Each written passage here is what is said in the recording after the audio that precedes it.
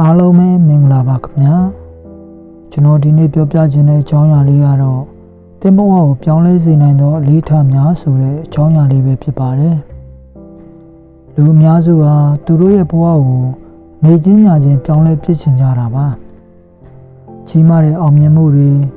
ရုတ်တရက်ဆင်းသက်လာမဲ့ကံကောင်းမှုတွေကိုပဲမျှော်လင့်နေတတ်ကြတာပါဒါပေမဲ့တကယ်ဘဝကိုအလဲပြောင်းဖြစ်စေတာကတော့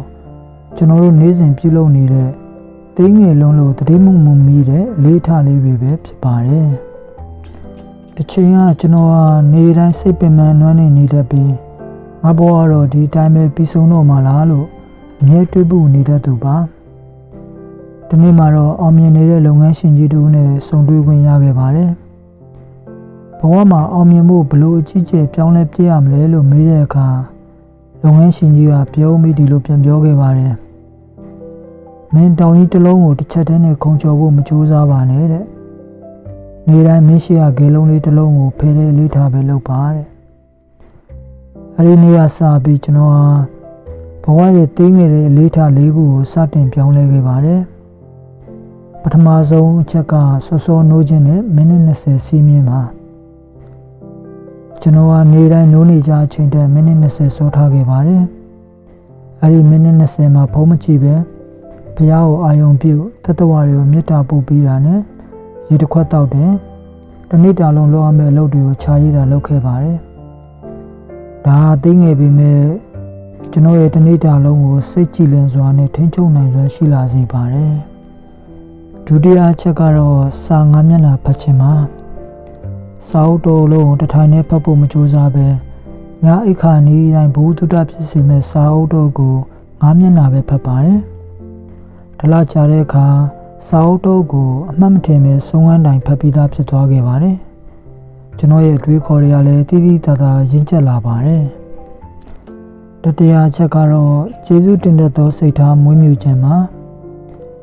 ညတိုင်းအိယာမဝင်ခင်ဒီနေ့ဖြစ်ပျက်ခဲ့တဲ့ကောင်းမွန်တဲ့အရာလေးတွေကိုခြာရေးပါတယ်ဒီနေ့သမင်းစားတာရတာရှိတယ်တငယ်ချင်းတယောက်ကပြုံးပြတယ်ဆိုတဲ့တင်းငယ်တဲ့အရာလေးတွေကစကျေးဇူးတင်တက်လာတဲ့အခါကျွန်တော်ရဲ့စိတ်ဖိစီးမှုတွေကပျောက်ကွယ်ပြီးပျော်ရွှင်မှုတွေဝင်ရောက်လာပါတယ်နောက်ဆုံးချက်ကတော့100%ပူကြိုးစားခြင်းမှာကျွန်တော်ကလောက်ခွင်မှာအရင်အထက်100%ပူတိုးပြီးအာယုံဆက်လိုက်တယ်အရင်အထက်100%ပူပြီးရင်ကျေးအောင်နေပါတယ်ဒီလိုသိငယ်တဲ့တိုးတက်မှုလေးတွေဟာတစ်နှစ်လောက်ကြာတဲ့အခါမှာတော့ကျွန်တော်ကိုအခြားသူတွေအတွက်အစာပေါင်းများစွာတာလွန်တဲ့လူတစ်ယောက်ဖြစ်လာစေခဲ့ပါတယ်အဲဒီနောက်ပိုင်းမှာတော့ကျွန်တော်ဟာအရင်လိုညှဉ်းညူနေတတ်သူမဟုတ်တော့ပါဘူးကျွန်တော်ကကျမ်းမာတန်ဆွမ်းလာတယ်စိတ်သက်ခိုင်မာကအောင်မြင်မှုလမ်းကြောင်းကိုရောက်ရှိနေပြီလည်းဖြစ်ပါတယ်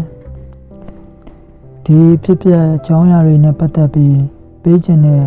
သင်တို့အတွက်သင်ခန်းစာတော့ရှင်းပါတယ်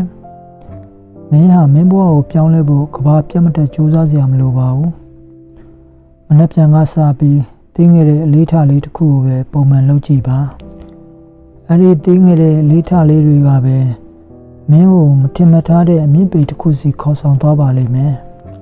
တတိထားမှာလေးထားဆိုတာပေါင်းဆက်တိုးတက်မှုနဲ့တူပါတယ်အစမှာတော့မသိတာပေမဲ့အချိန်ကြာလာတာနဲ့အမျှအံ့ဩစရာကောင်းတဲ့ရလဒ်တွေကိုပေးစွမ်းနိုင်ပါတယ်ဒါကြောင့်ဒီနေ့ကစပြီးမေးခွန်းထုတ်ကြည့်ပါငါဘဝကိုပိုကောင်းစေဖို့ဒီနေ့ငါလုပ်နိုင်တဲ့သိငယ်တဲ့အလေးထားလေးတွေကဘာဖြစ်မလဲဆိုတာကိုပါပဲယခုတင်ဆက်ပေးခဲ့တဲ့အကြောင်းအရာလေးကိုအားပေးနားဆင်ခဲ့သူတို့တယောက်စီတိုင်းစိတ်ချမ်းသာခြင်းကိုယ်ကျန်းမာခြင်းနဲ့ပြည့်စုံနိုင်ကြပါစေဘဝမှာအောင်မြင်တိုးတက်ကြီးပွားနိုင်ကြပါစေခင်ဗျာ